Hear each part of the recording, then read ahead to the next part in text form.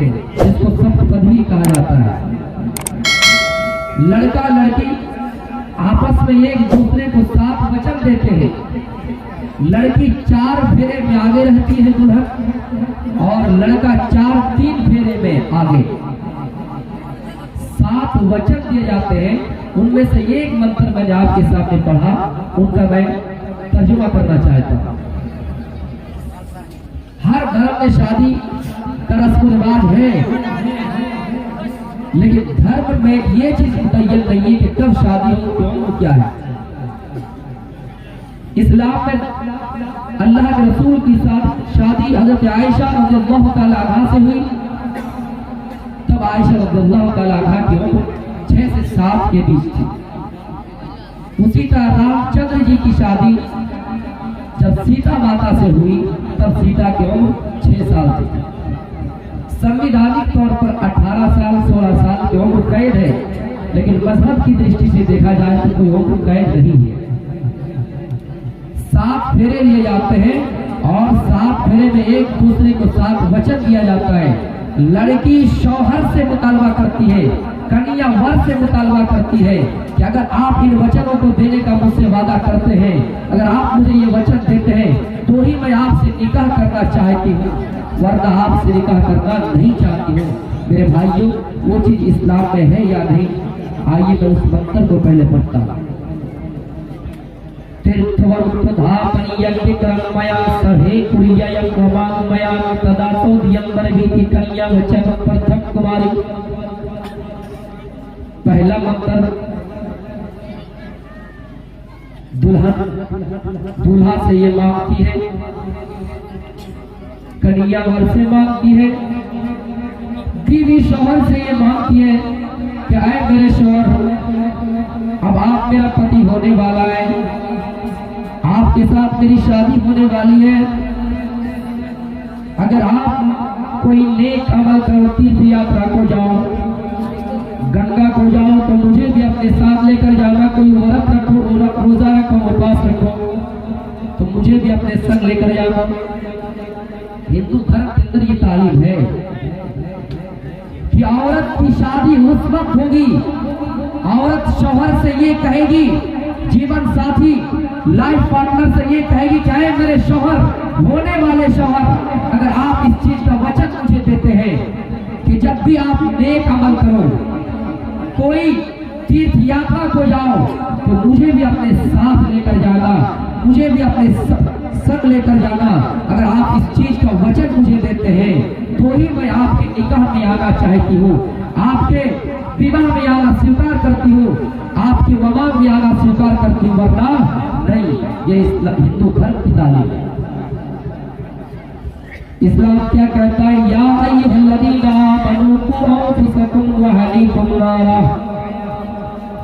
ईमान वालों, तुम अपने आप को जहन्नम की आग से बचाओ, जहन्नम के अज़ाब से बचाओ, और अपनी बीवी बच्चों को भी जहन्नम की आग से बचाओ। तुम खुद नेक अमल करो और अपनी बीवी को भी हुक्म दो। तुम नमाज पढ़ने जाओ तो अपनी बीवी को हुक्म दो, चाहे मेरी बीवी मैं नमाजी हूँ, तुम भी नमाज पढ़ो। आए मेरी बीवी मैं रोजा रखता हूँ, तुम भी रोजा रखो। आए मेरी बीवी मैं हज करने के लिए जा रहा हूँ, मेरे पास इतनी इस्तिताअत है, तुम भी मेरे साथ चलो। इस्लाम में ही बताता है, चाहे लोगों, ईमान वालों, अगर तुम नेक अमल कर रहे हो तो तुम अपनी बीवी को भी वही हुक्म दो। अगर तुम जहन्नम से बचने की तैयारी कर रहे हो तो अपनी बीवी को भी जहन्नम की आग से बचने के लिए कहो। इस्लाम में नहीं है।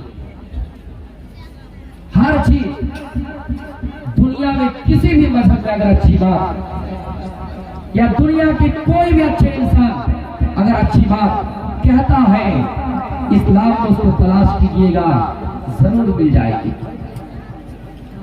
इस्लाम में हर चीज। मेरे भाइयों, यहाँ तक अल्लाह के रसूल सल्लल्लाहु अलैहि वसल्लम ने हुक्म दिया, ऐ लोगों, अगर तुम नमाज पढ़ते हो, तुम अगर जन्नत जाने की तैयारी कर रहे हो, तो अपनी बीवी को भी जन्नत जाने की तैयारी करने कहो, जहन्नम की आग से बचने के लिए कहो। जहन्नम का अज़ाब बहुत बड़ा खतरनाक और सख्त है, चिपटने वाला है। मेरे भाइयों, इस्लाम की वही तरकीब दिलाई है जो उस जगह पे कहा गया है कि जब तीर्थ यात्रा को जाओ तो अपनी बीवी को भी संग लेकर जाना। अल्लाह के रसूल सल्लल्लाहु अलैहि वसल्लम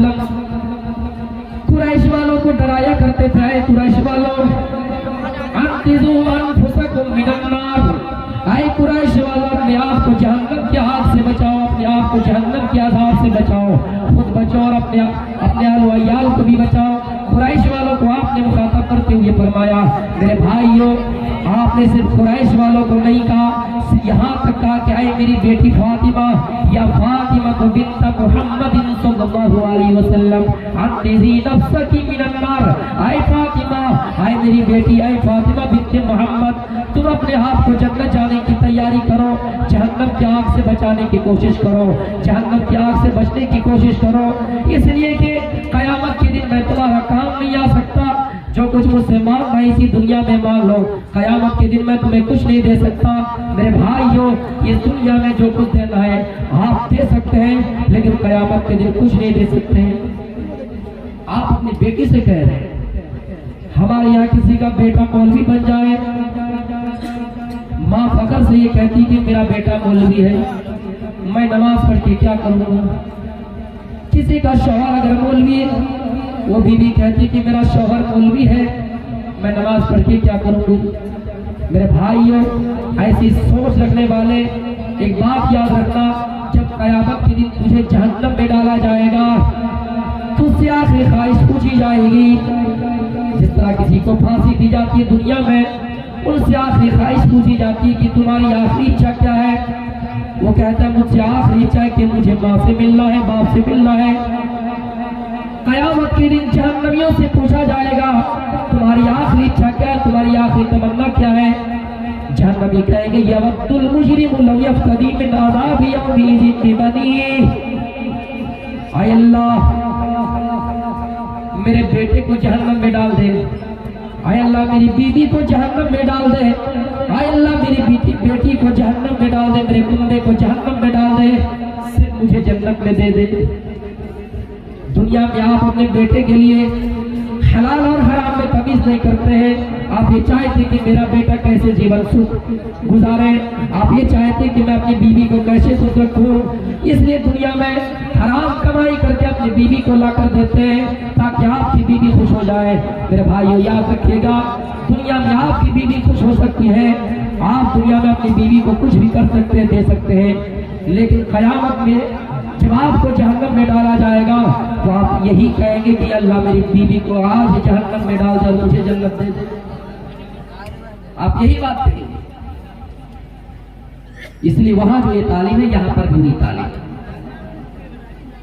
इंशाअल्लाह हिंदुस्तान की तारीख पर आऊंगा और एक वाक़िया इस्लामी मुल्ला मुनासिब